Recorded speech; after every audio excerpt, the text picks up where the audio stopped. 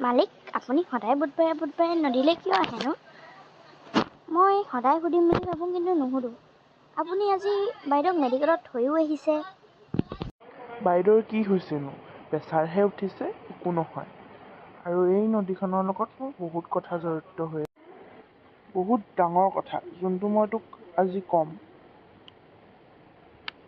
কি কথানো মালিক? এই নদীখনতে মই মোৰ মা দেউতাক হেৰাইছিলোঁ।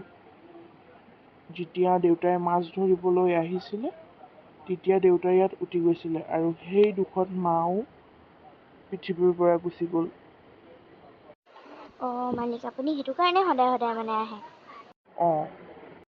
হেল্ল' বাবাটো, কোৱা। গৈ আছোঁ ৰ'বা। কি হ'ল ছাৰ, কোনে ফোন কৰিছে? বাবাটোৱে ফোন কৰিছে। জানো কি হ'ল, কেলৈ ফোন কৰিছে? যাবলৈ কৈছে নি ছাৰ? ব'লক তেন্তে। বৈ।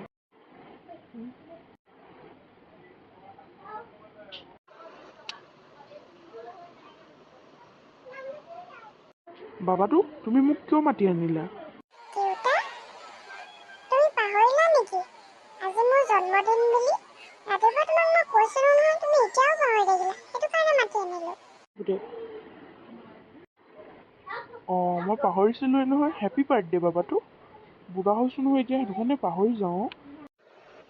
সৰু মালিক, জন্মদিনত আপোনাক শুভেচ্ছা জনালোঁ।